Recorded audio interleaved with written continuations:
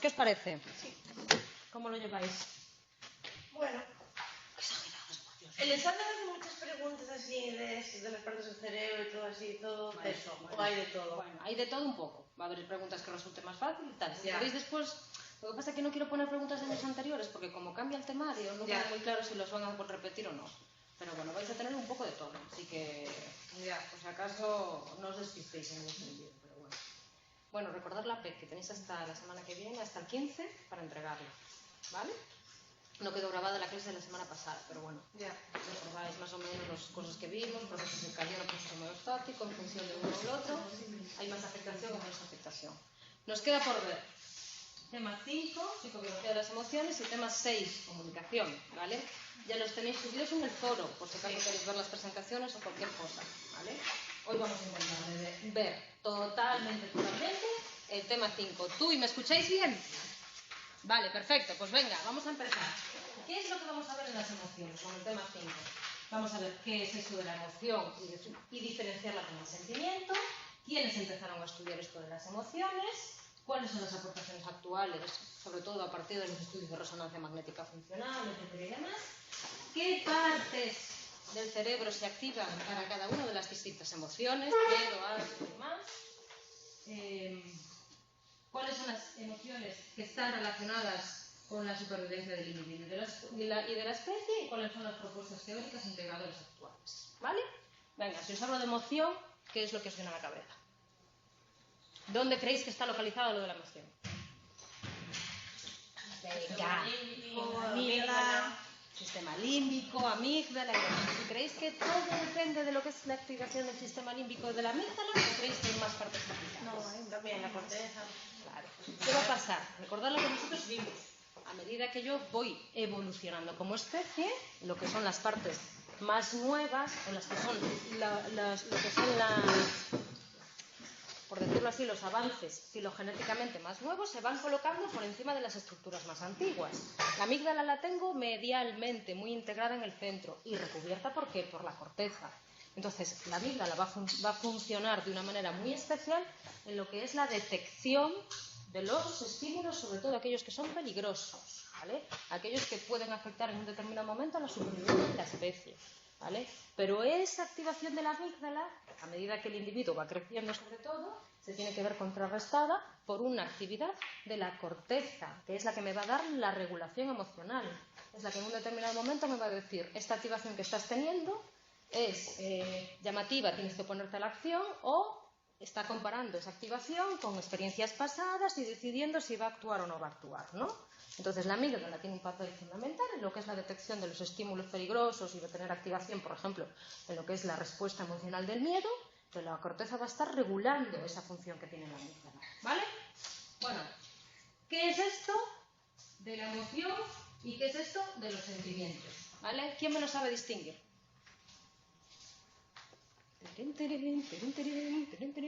La emoción es lo físico y los sentimientos lo... Justo. La emoción es el estado corporal, o sea, los cambios fisiológicos que sufre tu cuerpo, la activación de lo que es, por ejemplo, el corazón y toda esta la sudoración cuando yo tengo miedo y demás, y el sentimiento es lo que es la percepción cognitiva de esos cambios corporales. Sensación y vivencia consciente y subjetiva que se produce en cada emoción y en cada organismo, ¿vale? Esto lo voy a subir para que no se interrumpa tarde. Bueno, entonces voy a traducir para aquí siempre. Bueno, tú, y a ver si me escucháis bien. Vale. ¿Qué componentes tengo de lo que son las emociones? El componente fisiológico, las reacciones fisiológicas, la sudoración, la excitación, el comportamiento que hago yo ante una determinada emoción o no, y la experiencia subjetiva, el sentimiento de esa emoción. ¿Lo vemos? ¿Vale? Todo lo que es el sentimiento emocional se puede distinguir en una parte consciente, que sería el sentimiento, y después en una parte fisiológica, que son las palpitaciones, la sudoración en el caso de un estímulo peligroso, y el comportamental, lo que yo hago ante ese estímulo peligroso. ¿Vale? ¿Qué función tienen o qué función tenían en un determinado momento las emociones que después fueron evolucionando? Pues cumplían una función de ¿qué? De comunicación. Como seguramente eran compartidas por todos los miembros de una misma especie, la respuesta emocional, cuando no había un lenguaje hablado o un lenguaje escrito, les servían a los individuos para comunicarse. Ojo, que la experiencia emocional también puede ser disfuncional, puede ser desadaptativa adaptativa. Puede llegar un momento, oye, en el que produzcan ciertas patologías, ¿vale? ¿Quién empezó bueno, no quién empezó?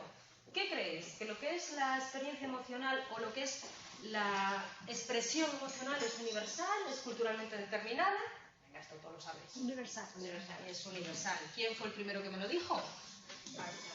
Este señor de aquí, que fue el que comparó la expresión emocional de determinados tipos de estrés y estableció un patrón conductual común entre ellos y estudió la evolución entre ellas, ¿vale?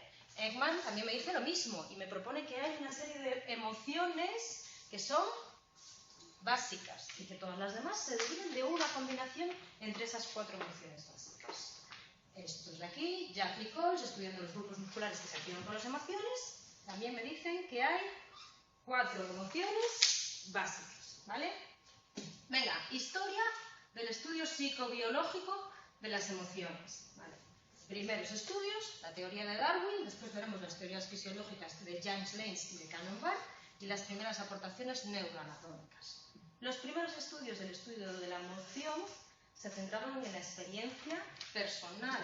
Eran estudios que se basaban en la introspección, en lo que yo te estoy diciendo que me pasa cuando estoy percibiendo que tengo miedo, etcétera, y demás, ¿vale? Evidentemente, ¿qué pasó con la experiencia de la introspección? Que después se dijo que no era un método fiable, que tenía unas ciertas reservas y demás. Se pasó al estudio ¿de qué? De la conducta observable y se pasó al estudio de modelos animales. Entonces, el estudio de las emociones, una vez que me quito de medio la introspección, se produce una serie de emociones muy básicas que pueden padecer los animales. El miedo, el estrés o la ansiedad. En esta evolución del estudio de la emoción, lo que va a tener muchísimo avance o lo que nos va a suponer un punto de inflexión es el hecho de que yo pueda estudiar el cerebro, ya no de los animales, sino el mío en vivo, ¿vale?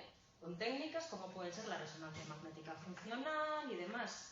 Esto, además de permitirme estudiar las emociones básicas como pueden ser el miedo y el estrés, me amplía el rango. Ya no solo voy a estudiar la respuesta de miedo, sino que puedo estudiar a lo mejor la alegría, el amor, la compasión, la tristeza, y puedo estudiar emociones que no son individuales, sino que son o que conllevan a 2 personas, el apego, la empatía, todas estas cosas. Pues en la evolución del estudio de la emoción pasamos primero de un primer aspecto que se centraba en lo que eran los reportes introspectivos que te decían los sujetos. Después pasamos a la conducta observable con modelos animales y reducida a 3 emociones básicas. Y por último, al estudio de lo que es el cerebro humano en técnicas de resonancia funcional, ¿vale? Y lo que son emociones muchísimo más complejas. ¿Sí? Vale, esto de manera general. Vamos a verlo uno a uno. ¿Quién es el primero que me habla de lo de la emoción? Aristóteles, triqui-tric, que los animales muestran sus pasiones de forma automática, mientras que los humanos podemos influir en ellas con nuestras intenciones. Hace una pequeña descripción de lo que es para él la emoción. ¿Qué hace Willis? Intenta localizar cerebralmente las emociones y me dice que las emociones o el centro cerebral de esas emociones es la que se encarga ¿de qué? De controlar las vísceras. Jackson me dice que las emociones surgen por una pérdida del control superior de los centros inferiores. Aplicado esto hoy en día sería que las emociones surgen porque la corteza, por ejemplo, en un determinado momento no es capaz de controlar la activación que tiene, por ejemplo, la amígdala, ¿vale?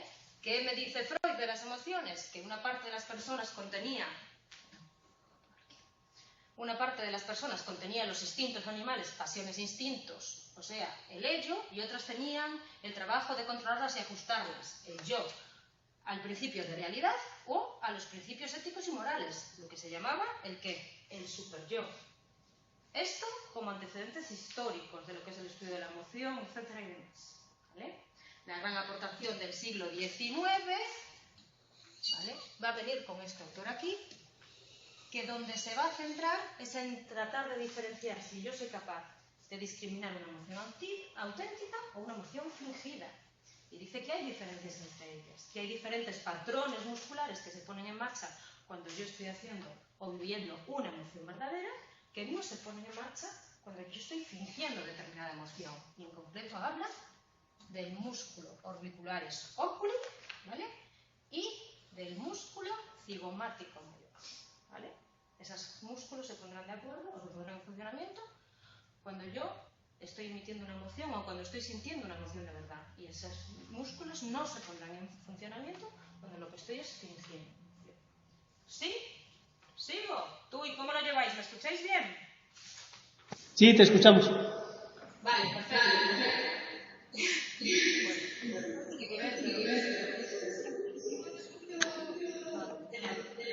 Tírame el micrófono, porfa. Gracias, dime. El síndrome de Duchenne, digo, se descubrió este tío, no tiene nada que ver. No, no es lo mismo. No es lo mismo, ¿vale? Venga. Gran aportación al estudio de las emociones. Gran aportación al hecho de saber si las emociones son filogenéticamente producto de la selección natural o no. Darwin, en 1872, en su libro de La expresión de las emociones. ¿Qué es lo que intenta hacer? Describir cuáles son las emociones básicas, ¿vale? Y ver dónde se originan y el desarrollo de las mismas. ¿A qué conclusión llega? Las experiencias emocionales o las expresiones faciales que se ponen en marcha con determinada emoción son universales. Hay un origen común en ellas. Las acciones expresivas parece que son innatas y heredadas, ¿vale? Y la expresión emocional está al servicio de la supervivencia y por eso se mantiene. Si yo tengo una determinada expresión emocional es porque a mí como especie me está sirviendo para algo, ¿vale? 3 principios que explican el origen de la expresión emocional. Primer principio, principio de los hábitos útiles asociados. Segundo principio, principio de la antítesis. Tercer principio, principio de las acciones directas debido a la constitución del sistema nervioso, de manera totalmente independiente de la voluntad y también hasta cierto punto del hábito. Es más largo de todo, ¿vale? Entonces, ¿en base a qué me explica Darwin que se originan las emociones o las expresiones emocionales? Pues el principio de los hábitos útiles asociados, ¿vale? Me dice que determinados estados de ánimo producen acciones para aliviarlos o satisfacerlos. Y siempre que se produzca el estado de ánimo, ¿yo qué tendré tendencia? A hacer la misma expresión emocional, ¿vale? Incluso si han dejado de tener utilidad o si el estado de ánimo es muy débil. Una vez que yo tengo un determinado estado de ánimo en un determinado estímulo, siempre que tenga ese estímulo, tenderé a hacer la misma expresión emocional. El principio de la antítesis me dice que si yo tengo el estado contrario, el estado de ánimo contrario, mis movimientos serán los opuestos a ese. O si ante un determinado estado de ánimo se produce el estado de ánimo opuesto, se tiende a realizar los movimientos contrapuestos al primero, ¿vale? Y el principio de las acciones directas debido a la constitución del sistema nervioso de manera totalmente independiente a la voluntad y también hasta cierto punto del hábito, me dice que determinadas acciones expresivas, determinadas expresiones emocionales, son resultado del sistema nervioso y en un principio independientemente de la voluntad y del hábito, ¿vale? Esto es lo que me dice Darwin respecto a cómo se originan las expresiones emocionales. Pero ¿por qué se mantienen? ¿Vale? La expresión emocional se mantiene o se basa en 3 principios. Acciones que fueron voluntarias en un determinado momento, yo me habitúo a ellas, se interiorizan y se convierten en hereditarias, ¿vale? Si esa acción que en un determinado momento es voluntaria, yo la interiorizo y la convierto en hereditaria, entonces pueden ser realizadas incluso en contra de la voluntad. Segundo, si las expresiones emocionales son beneficiosas para el animal, evolucionarán de manera que aumente su función comunicativa, aunque inicialmente eso no fuese lo pretendido. Primero la interiorizo, la paso, y si es beneficiosa, más útil me resulta, ¿vale? Tercero, algunos movimientos expresivos son un intento de impedir otros movimientos, por lo que la conciencia y la voluntad deben haber desarrollado un papel importante en el desarrollo filogenético de la expresión emocional. O sea, interviene la voluntad. Esa voluntad en un determinado momento hace que una determinada expresión emocional, que en principio no era innata, yo la interiorice. Una vez que la interiorice, la heredan mis descendientes. Y una vez que la heredan de mis descendientes porque resulta útil de alguna manera, aumenta la capacidad expresiva que tiene. ¿Lo veis? Aportación de Darwin, pero no es la única aportación de las teorías primeras que se dan sobre la expresión emocional. Habíamos hablado dos, de James Lange y Cannon Barth, que se pueden entender como si fuesen medianamente opuestas, ¿vale? ¿Qué me dice James y Lange sobre lo que es el sentimiento emocional y la expresión de la emocional? Que cuando yo tengo un estímulo que es emocionalmente significativo, lo primero que se produce es un cambio corporal, una función fisiológica, ¿vale? Y lo que es la emoción es la percepción cognitiva de ese cambio corporal. Propusieron que las emociones son respuestas cognitivas a la información que la corteza cerebral percibe de los cambios fisiológicos que tienen lugar en el cuerpo. De modo que la experiencia cognitiva de la emoción, o sea, lo que es el sentimiento, son secundarios a la expresión fisiológica de la emoción. ¿Qué me está diciendo James y Lange? ¿Vale? Que yo no lloro porque esté triste, sino que estoy triste porque estoy llorando, ¿no? ¿Lo entendéis? ¿Vale? La experiencia emocional no es más que la percepción de los cambios corporales que se producen en el cuerpo cuando hay un determinado estímulo que es emocionalmente significativo. ¿Vale? ¿Qué me dice Cannon Barth? Ojo, no me dice exactamente lo opuesto a James Lange.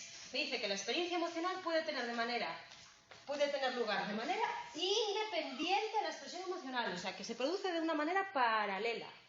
El estímulo, ¿vale?, es percibido por la corteza cerebral, lo que produce el sentimiento, pero a la vez también es percibido por el tálamo y el hipotálamo, que es el que da la respuesta neurovegetativa y somática. Mientras que en James Lange se producía primero uno y después el otro, aquí los dos, ¿vale?, se producen de manera independiente y simultánea. Lo que yo percibo es a través de la corteza cerebral. Esa da mi experiencia de sentimiento. Y los cambios corporales se producen porque el mismo estímulo, además de ser percibido por la corteza, es percibido por el tálamo y el hipotálamo, ¿vale? Y es la que da la respuesta neurovegetativa y somática. Estas dos teorías no son, por decirlo así, opuestas la una a la otra, tienen puntos en común. Hay una percepción de la corteza del estímulo, hay una activación neurovegetativa, o sea, puede llegar a haber confluencias entre ellas, y el hecho de que tengan cosas en común te lo pone en evidencia estudios que estudian, por ejemplo, la hipótesis de la retroalimentación facial y la hipótesis de la retroalimentación facial interpersonal. ¿Qué te dice la hipótesis de la retroalimentación facial? Que si sonríes, más feliz te sentirás. Por ejemplo, ¿no escuchaste nunca esto? Para que te pase, para que tengas optimismo, tienes que imitar esa expresión emocional. Bueno, pues eso según la teoría de James Lange. Sí, ¿vale? Si yo cada día sonrío, aumentará mi estado de ánimo. ¿Vale? Esto, ¿qué te está diciendo? Te está diciendo que sí a la primera teoría que vimos. La teoría de Cannon Barth te está diciendo, oye, yo en un determinado momento, si le doy a determinada persona un relajante muscular que hace que no sienta, ¿vale?, lo que son las respuestas fisiológicas, por ejemplo, ante la ansiedad, también se tranquilizará. Entonces, no son de todo contrapuestas, sino que tienen, por decirlo así, puntos en común. ¿Lo vemos? ¿Sí? ¿Sigo? Porque voy rápido de caray, ¿eh? Terminamos prontísimo, ¿vale? Primeras aportaciones neuroanatómicas. Ojo, aquí son los primeros intentos de localizar estructuralmente dónde se produce la emoción, quién interviene, quién no, qué estructuras están detrás, cuáles no, pero no se basan en los estudios de resonancia funcional, ¿vale?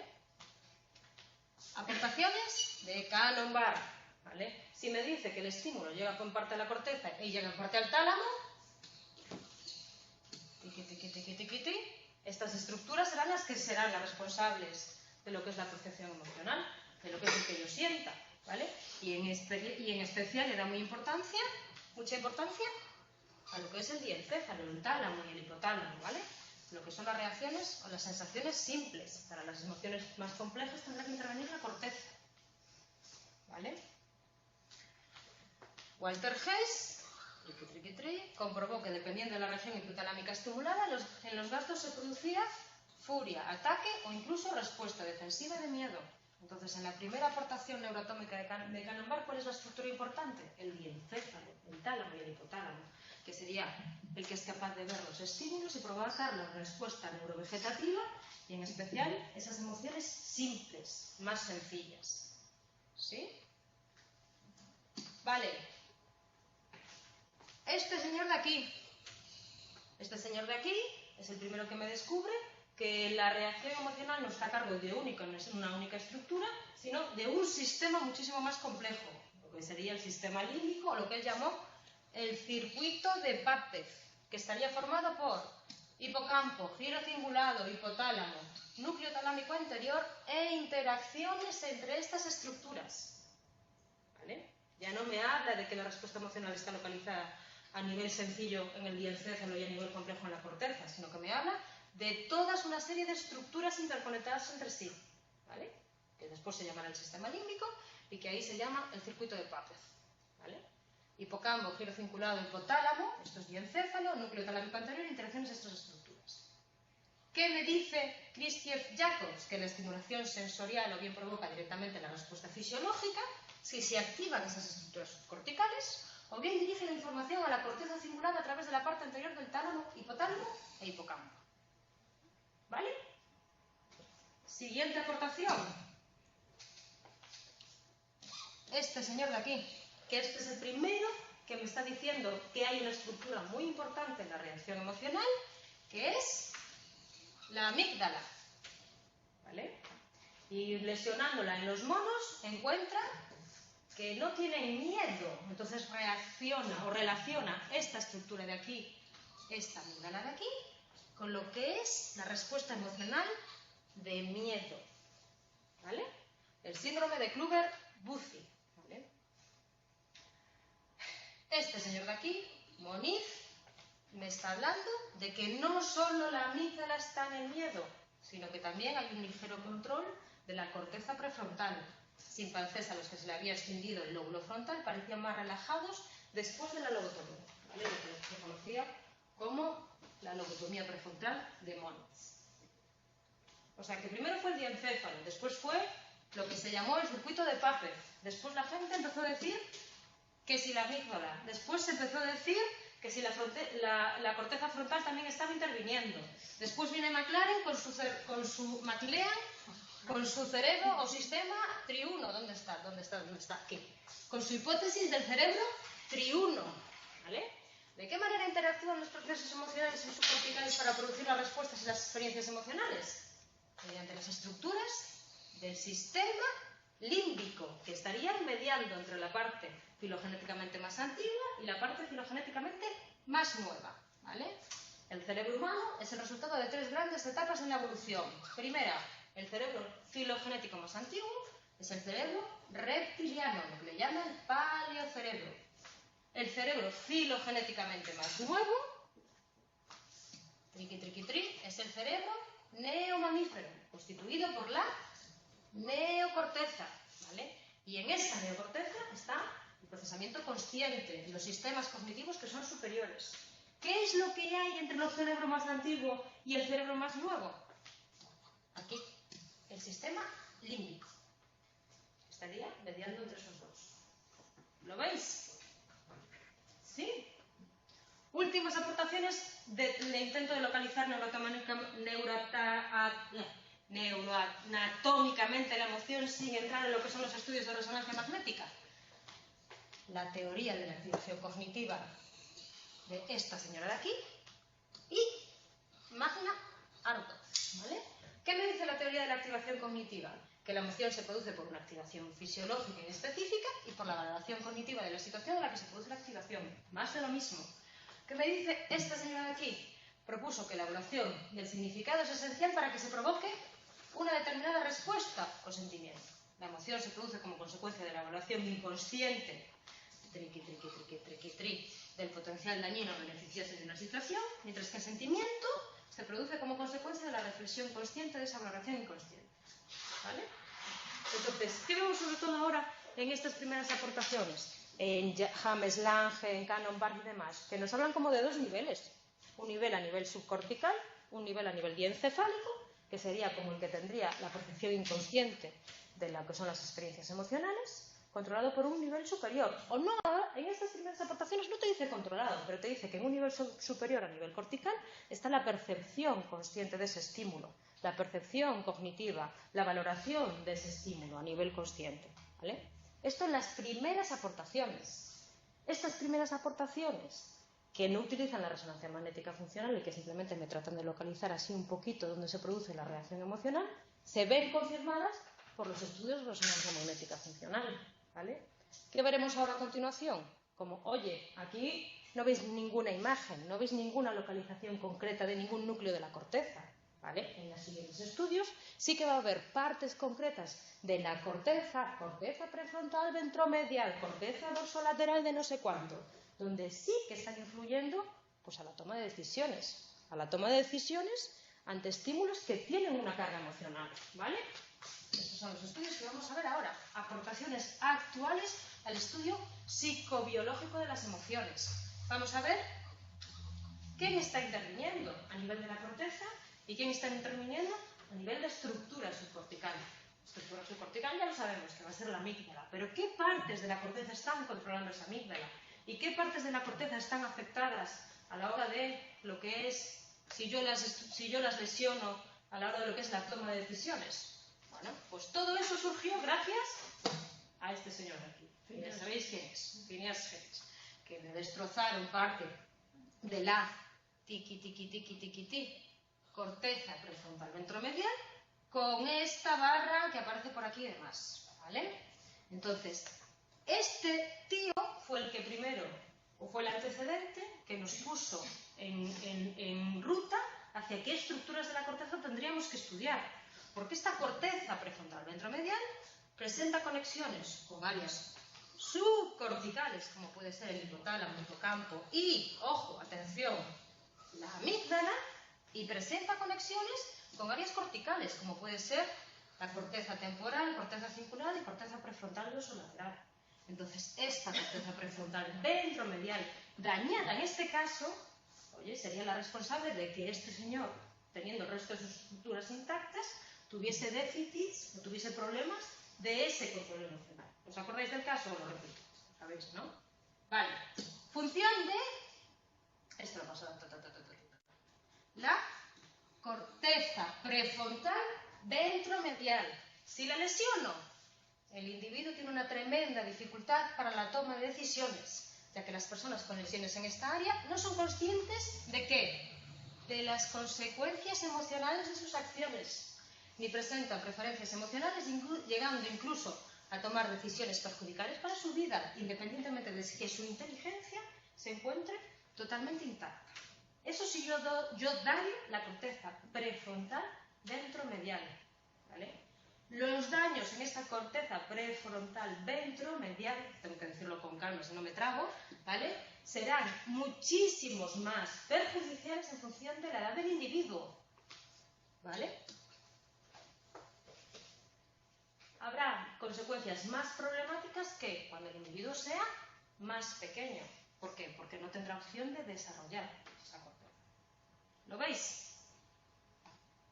Ojo, esta corteza prefrontal ventromedial se encuentra separada en una parte más lateral y en una parte más medial.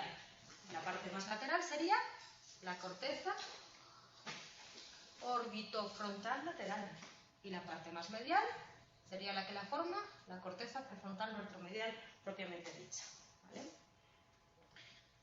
Vamos a ver las estructuras de la corteza. Corteza prefrontal dorsolateral, ¿vale? Es una pequeña, lo que se llama, es una pequeña memoria ejecutiva, ¿vale? Permite manipular de forma temporal una pequeña cantidad de información de manera que pueda ser utilizada en función de las demandas del medio. Se encarga de distinguir entre los factores que son racionales y aquellos que son emocionales. ¿Qué pasará si yo también lesiono esta parte de la corteza prefrontal dorsolateral? Y no podré tomar decisiones de manera racional porque no discriminaré entre este tipo de factor y este factor más bien emocional, ¿vale? Inactivación de la corteza prefrontal dorsolateral reduce las probabilidades de que las personas rechacen ofertas injustas aunque sean conscientes de que lo son, en lo llamado el juego del ultimátum. ¿Vale? Os la parte explicada en el tema, pero simplemente consiste en dos jugadores, uno que se encarga de hacer una oferta y el otro tiene que saber una oferta económica y el otro tiene que aceptarla o rechazarla, sabiendo que si la rechaza no va a tener una segunda oferta. Bueno, pues esta corteza prefrontal dorsolateral me permite ser capaz un poco de discriminar entre factores emocionales o dejar la emoción a un lado y centrarme solo en los factores contextuales. Daños aquí están afectando las decisiones que yo tomo en este tipo de juegos que tienen una carga emocional, como puede ser la injusticia, la frustración y todas estas cosas. ¿Vale? Esta corteza prefrontal dorsolateral, ¿con qué conecta? Con todo lo de aquí: corteza parietal, surco temporal posterior, corteza parietal posterior, ganglios basales y corteza cingulada. ¿Vale? Bien, dos estructuras que ya vimos: corteza prefrontal ventromedial, corteza prefrontal dorsolateral. Todo a nivel de la corteza. Tercera estructura de la corteza que está interviniendo en lo que es la percepción emocional: corteza cingulada anterior. ¿Vale? ¿Qué está afectando a la corteza cingulada anterior? En los fenómenos de interocepción, en el saber cómo yo tengo mi cuerpo, cómo yo tengo, ¿vale?, mi tasa cardíaca, que sepa yo cuáles son mis reacciones emocionales internas. Si yo no sé cómo estoy, lesiones en la corteza de la ínsula, personas con lesiones en la corteza de la ínsula toman decisiones inadecuadas y arriesgadas en tareas que implican incertidumbre y riesgo. ¿Lo veis? Todo esto a nivel de corteza. ¿Por qué? Porque la corteza es la que interviene en un determinado momento a la hora de que yo tengo una serie de decisiones, ¿vale? Bien a través de la corteza prefrontal ventromedial, bien a través de la corteza prefrontal dorsolateral, porque no sé distinguir aquellos estímulos que son racionales o aquellos estímulos que son emotivos, o bien de la corteza cingulada anterior, porque no soy capaz de percibir los cambios corporales que tengo en mi cuerpo. ¿Bien? Esto a nivel de estructuras de la corteza, esto a un nivel superior. ¿A qué me está afectando esto? A que yo perciba, a que yo tome decisiones, a que yo distinga entre lo que son las partes más emocionales o las partes más racionales. Esto a nivel de la de arriba. ¿Pero qué es lo que tengo abajo? Abajo yo tengo mi querida amígdala, que la tengo aquí metida en una parte como muchísimo más abajo. Muchísimo más abajo. Yo ya no la tengo aquí a la altura de la corteza. Yo tengo la corteza frontal. Pues la amígdala está aquí abajo. ¿Vale? ¿Qué hace esa amígdala? Enviar información al hipotálamo, tronco, corteza sensorial, corteza frontal, formación hipocampal, y recibe información del tálamo, corteza, ¿vale? Esta amígdala es la que vimos en los primeros estudios, que se encargaba de la respuesta automática, ¿vale?, de lo que son los componentes neurovegetativos de las emociones. Es el que hace que mi corazón bombee con muchísima más fuerza, que mis glándulas suprarrenales, ¿vale?, generen sudor. Bien. Esta amígdala es la que se encarga de lo que es la respuesta de emoción, pero es controlada por esta corteza prefrontal, ¿vale?, que es la que me da la regulación emocional. Yo con la amígdala, ¿qué hago? Sentir. La corteza que me está diciendo si lo que estoy sintiendo es congruente con los estímulos que estoy recibiendo a través de otras vías. ¿Lo veis? Esta amígdala participa en el procesamiento y expresión de lo que son las respuestas más filogenéticamente más necesarias para la supervivencia de la especie, como puede ser el miedo y otros estímulos que son intensos. ¿Bien? Amígdala que se divide en núcleos mediales, núcleos vasolaterales y núcleos centrales. ¿Vale? Núcleos mediales reciben aferencias del bulbo olfatorio principal y accesor y envían aferencias a la corteza olfativa hipotálamo. Núcleos vasolaterales conectados con el tálamo y con las áreas corticales. Mira aquí mi corteza prefrontal ventromedial. Núcleos centrales conectados con el hipotálamo y con estructuras del tronco del encéfalo para participar en el procesamiento de la información sensorial visceral. ¿Vale? No es un único núcleo, sino que son muchos núcleos que están relacionados entre sí. ¿Bien? ¿De qué se dice que se encarga la amígdala, siendo lo que es filogenéticamente más antiguo?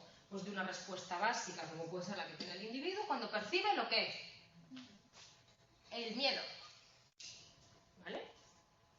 ¿Qué se dice de la amígdala? Que si se lesiona, no produce lo que es, no amígdala, no fear, no produce lo que es la sensación del miedo.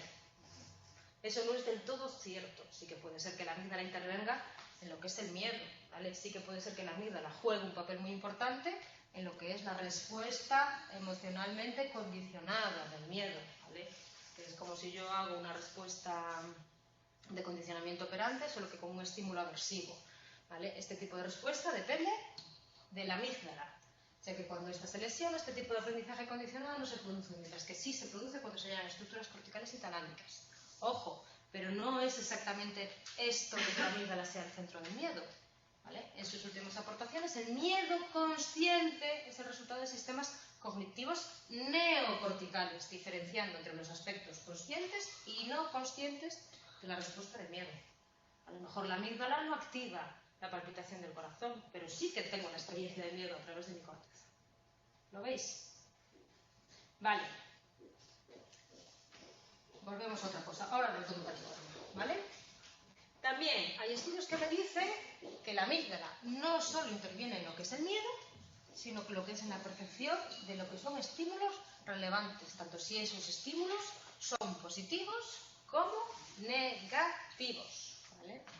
¿Quién controla la amígdala?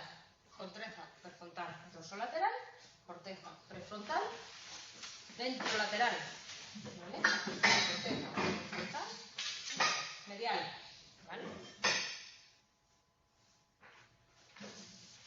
Bien, amígdala sentimiento, corteza control, amígdala más medial, más central, ¿vale? La que sería la encargada por un poco de percibir esos estímulos de manera inconsciente, ¿vale? Corteza sería la encargada de decidir qué hago, me muevo, no me muevo, lucho, huyo, no sé cuándo, pim, pim, pim, pam, pam, pam, ¿vale?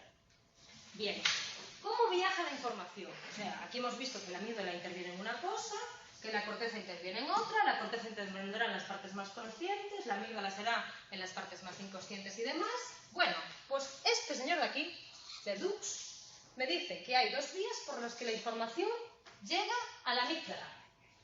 Una vía cortical, que llama lenta, ¿por qué? Porque estará primero pasando por las estructuras corticales, y otra vía talámica, que sería la que llegaría a través de las estructuras diencefálicas. Pongamos el caso de un estímulo emocionalmente significativo que llega a través de los ojos. Pues a través de los ojos entra en el sistema visual y lo primero que hace es los nervios ópticos envían esa información a los núcleos geniculares laterales. ¿Sabéis dónde están? Quiasma óptico, no sé cuánto, yo veo a el cruce de vías, llego a los núcleos geniculares laterales que se encuentran en el tálamo. ¿Sí? A partir de ahí me está diciendo L2 que la información puede viajar a través de dos vías. La amígdala que envía esa información al hipotálamo, que desencadena la respuesta de defensa-huida y preparando al organismo para una acción rápida. Esa sería ¿qué? La vía baja, la vía que se llama la rápida. ¿Vale? Aquí no interviene la corteza. Si de la información, ¿vale? Aquí. Si del tálamo yo paso directamente a la amígdala y al hipotálamo y a la defensa, a la respuesta de defensa-huida, aquí no interviene la corteza para nada. Esta sería la vía rápida, ¿vale? La vía lenta implicaría que la corteza visual compara el estímulo con experiencias previas, con el contexto, el aprendizaje, no sé cuánto, y reacciona de una manera adaptada. Esta respuesta es más acertada, pero también es más lenta. El estímulo, tálamo, corteza, amígdala y respuesta emocional. Aquí lo que tengo es el estímulo, tálamo, amígdala y respuesta emocional. ¿Vale?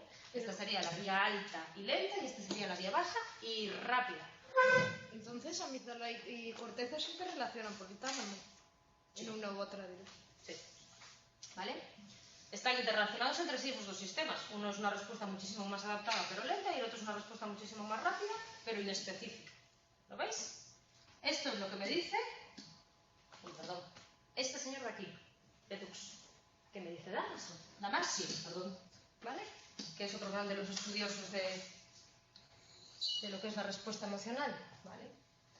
¿Qué me dice? Que lo que yo tengo almacenado en mi memoria es lo que se llama un marcador somático, o sea, una serie de patrones de movimientos y demás que se ponen en marcha cuando vuelvo a percibir la emoción, ¿vale? El cuerpo reacciona de una forma u otra según el entorno y las circunstancias, y una vez que el cuerpo ha reaccionado, el cerebro asimila esos cambios relacionando que mapas topográficos cerebrales asociados a cada cambio corporal. Esto sería lo que sería el llamado marcador somático. ¿Vale? Mientras que las emociones son unos programas de acción, los sentimientos son las percepciones del estado del cuerpo durante la emoción. ¿Vale? Esos mapas topográficos quedan grabados, y cuando me vuelvo a encontrar ese estímulo, se desencadena. ¿Lo veis? ¿Sí? Por último, antes de pasar al siguiente punto, ¿estarán afectando circunstancias externas a lo que es la percepción emocional? Sí, evidentemente. El estrés afecta a la respuesta emocional. Los estrógenos, las hormonas, afectan a la respuesta emocional. Los procesos atencionales, motivacionales y emocionales afectan a la respuesta emocional. Respondo yo de la misma manera cuando estoy calmado, etcétera y demás, que cuando estoy en un periodo de estrés. ¿Lo veis? ¿Tú y qué tal lo lleváis? ¿Bien? ¿Y? Vale, venga, nos vamos. Vamos sobradísimos de tiempo, estoy encantada. Venga, siguiente punto, ¿qué es lo que vamos a ver ahora? Tenemos una parte del cerebro que sea más expresivo, una parte del cerebro que sea menos expresivo. Lo que había dicho Duchenne, podemos fingir las emociones, no las llegamos a poder fingir del todo. ¿Qué creéis? Si no me aburro, estoy aquí también. Del todo no las podemos llegar a fingir, ya lo visteis al principio. Y en lo del cerebro, tenemos partes del cerebro que son más emocionales que las otras. Siempre se habló de que el cerebro, que el hemisferio izquierdo es el matemático y que el cerebro derecho, o que la parte del hemisferio derecho, es el más emocional. Eso se cumple. Vamos a verlo ahora. ¿Vale? Lo primero, ¿se pueden fingir? ¿Se pueden controlar las expresiones emocionales? Pues ya nos dijo Duchenne que eso no podía ser. La expresión emocional se puede controlar, se puede modificar, pero no se puede llegar a fingir al 100%. Se puede diferenciar lo que es una emoción o la expresión emocional verdadera de lo que es una expresión emocional que es fingida. Y hay dos trastornos neurológicos que me lo están confirmando. Un trastorno que se llama parálisis facial intencional y un trastorno que se llama parálisis facial emocional. Esta parálisis facial emocional es porque yo tengo una lesión, ¿en dónde? En la corteza motora primaria, que controla los músculos. ¿Vale? Esta corteza motora primaria controla los músculos de una manera voluntaria. Si yo lesiono esta corteza motora primaria de una manera, con lo que sea, con un aparato estereotáxico, lo que sea, estoy lesionando la parte que es la voluntad. Entonces la persona no puede mover los músculos si lo quiere hacer intencionalmente, pero sí que es capaz de mover esos músculos cuando siente una emoción auténtica. ¿Qué pasa en lo que se llama la parálisis facial emocional? Que lo que yo estoy lesionando, sistemas responsables de los movimientos, ojo, ínsula, lóbulo frontal y partes del tálamo. Ínsula, donde está lo que es el centro del sentimiento emocional. Si yo lesiono estas partes, yo puedo mover los músculos de manera voluntaria. Ojo, pero estoy lesionando lo que es la manera emocional. ¿Vale? La manera que no es controlada voluntariamente. ¿Vale? Entonces, esto lo que me está diciendo es que yo puedo controlar las expresiones emocionales hasta cierto punto. Siempre va a haber patrones musculares que se pongan en marcha de una manera automática, ¿vale? Que me permitan diferenciar lo que es una emoción auténtica de lo que es una emoción fingida. Lateralización. Siempre se habló de qué? De que es mi hemisferio derecho, ¿vale? El que presenta el control emocional. Y mi hemisferio izquierdo, ¿vale? Es el que es el centro del lenguaje, el centro matemático. Ojo, esto es cierto hasta cierto punto.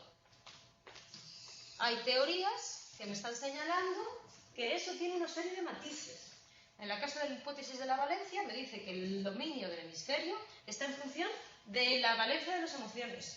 El hemisferio derecho parece estar especializado en el procesamiento de las emociones negativas y el hemisferio izquierdo es el encargado de lo que es la percepción de las emociones de tipo positivo. La hipótesis de la valencia modificada me dice que hay especialización a nivel de la corteza. Izquierda de emociones positivas y derecha de emociones negativas. Pero en el resto de estructuras subcorticales hay una superioridad del hemisferio derecho. ¿Vale? O sea que eso de que el hemisferio derecho es más emotivo y no, depende de quién lo mire, por decirlo así. Por último, ¿Son universales? Ya habíamos visto que sí. Este señor aquí estudió la expresión emocional o la percepción de las emociones en una tribu de Papúa Nueva Guinea que tenían que identificar expresiones emocionales que ponían sujetos occidentales y fueron capaces de diferenciar 6 expresiones que consideraron independientes de la cultura: felicidad, ira, miedo, tristeza, repugnancia y sorpresa. ¿Vale? Por último, se habla de que nosotros tenemos microexpresiones faciales que no son posibles controlarlas. Movimientos involuntarios de los músculos de la cara de cortísima duración. Se producen en momentos especialmente significativos y no pueden ser falsificadas. Esto es lo que se basa, esta serie de Miénteme se basa en el estudio de esas microexpresiones faciales. ¿Vale? Entonces, emociones fingidas, hasta cierto punto. Siempre va a haber una diferencia entre lo que es el sentimiento o la expresión emocional verdadera y lo que es la expresión emocional fingida. ¿Expresiones emocionales universales? Sí, como mínimo. Ekman diferenció 6, ¿vale? ¿Y cerebro derecho? Sí, hasta cierto punto, ¿vale? Hay teorías que me dicen que solo es a nivel de lo que es la valencia del estímulo, si es un estímulo positivo, si es un estímulo negativo, y otras que me dicen que, bueno, la parte de la corteza puede estar diferenciada y a nivel de subcorteza no. ¿Bien? Vale, ¿dónde percibo yo estas emociones? Ya hemos visto que dentro del miedo va a tener una gran importancia lo que es la amígdala, pero la amígdala también se activará cuando yo siento enfado, asco, amor, empatía o alegría. Pensad que el asco es una reacción visceral, casi como que la puedes palpar con la lengua, está muy relacionada con lo que es la percepción gustativa, pues tiene que haber algún centro cortical relacionado con lo que es la percepción gustativa que se active ante la emoción del asco. No se activarán todas las estructuras para cada una de las emociones, habrá diferencias entre una y otras, ¿vale? Para lo que es el miedo, triqui, ¿dónde estás? Ya hemos visto la importancia que tiene la amígdala, ¿vale? La amígdala que no actúa sola, que actúa conectándose con la ínsula, con la corteza cingulada anterior, con la corteza prefrontal dorsolateral, que es la que se encarga de regularla, ¿vale? Todas estas estructuras, a nivel subcortical y a nivel cortical, estarán interviniendo en que yo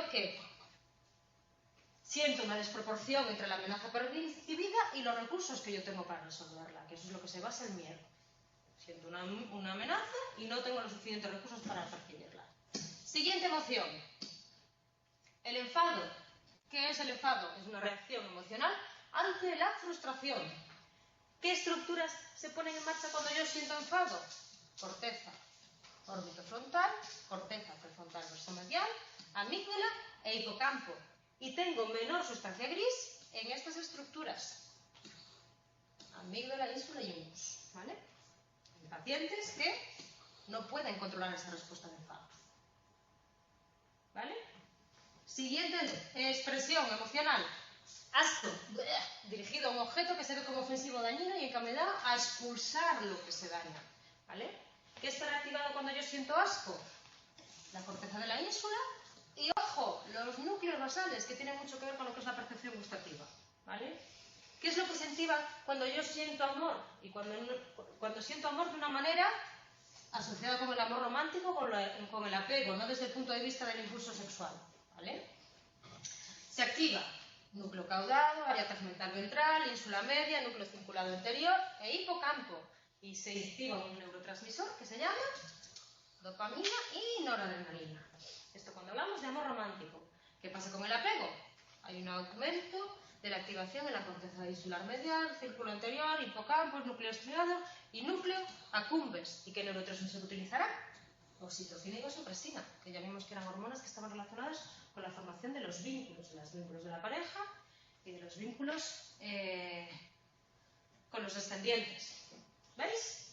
O sea, aquí hay para cada una de las estructuras o para cada una de las emociones una estructura en concreto que se activa. En el caso de la empatía, la ínsula, ¿vale?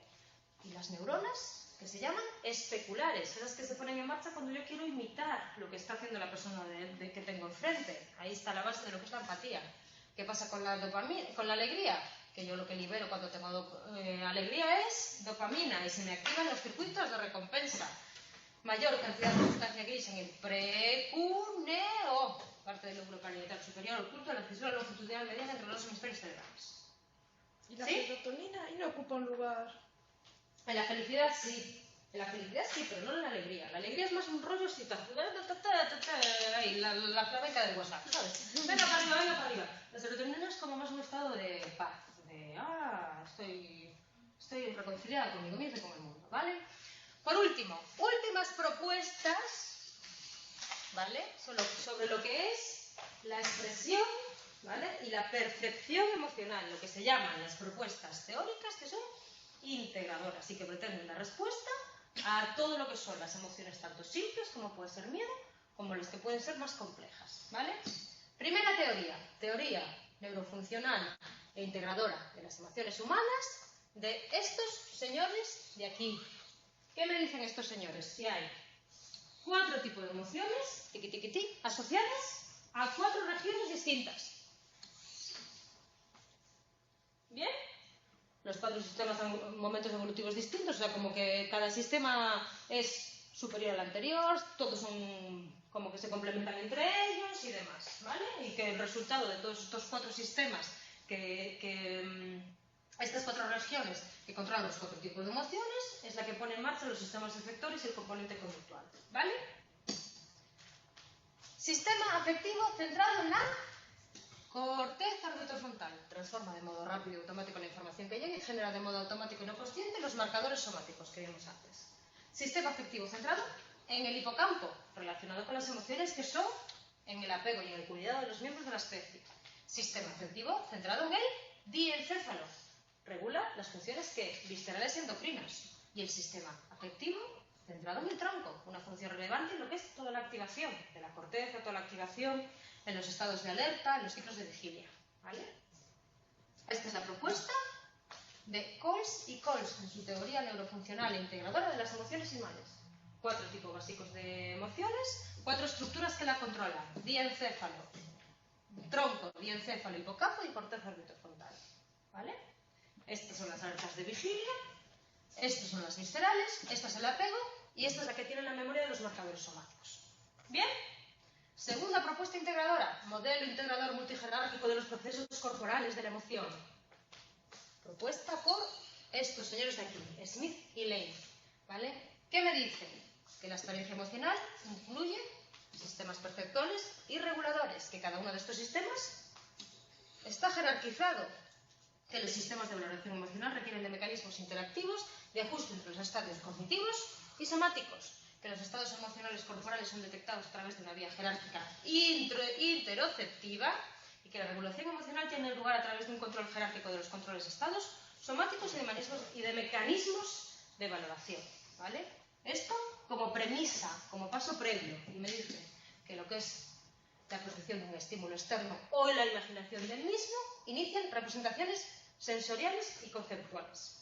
En un nivel más bajo, que tengo una respuesta rápida, ¿vale? De lo que es una reacción corporal, ¿vale? Y ahí, ¿qué estará afectando? La parte subcortical. ¿Lo veis? Bulborraquídeo y demás. Esto como un nivel más bajo de la jerarquía, como una primera respuesta básica, rápida, ¿vale? En un nivel superior, ¿qué tengo?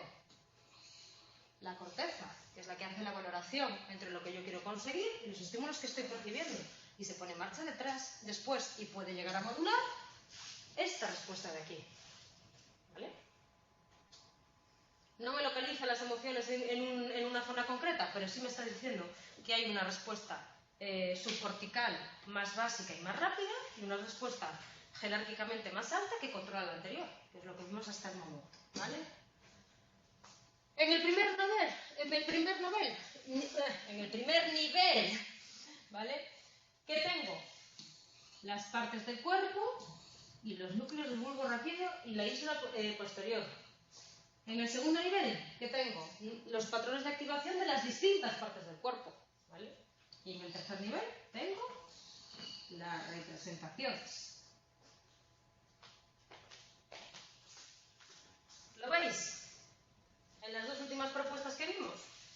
En la primera, 4 emociones básicas, 4 zonas distintas. En la segunda, una primera parte cortical o subcortical de una respuesta rápida, controlada por una respuesta más lenta y jerárquicamente superior, que es básicamente lo que se dijo en las primeras propuestas teóricas. ¿Lo veis? Pues con esto nos comemos el tema 5. Tui, ¿dudas? La última parte, un poco más rara, ¿no? Más bien. Sí, la última parte es un poco más rara, ¿vale? Porque tratan un poco de aunar todo lo que se vio hasta el momento y entonces me hablan de una primera síntesis más rápida a nivel subcortical, la otra a nivel superior y demás, ¿vale? Pero bueno, tampoco te podemos dar muchas vueltas. Bueno, chicos, cierro el chiringo. Acordaros que la semana que viene no vengo, que vengo el 19 y vemos el último tema, ¿vale?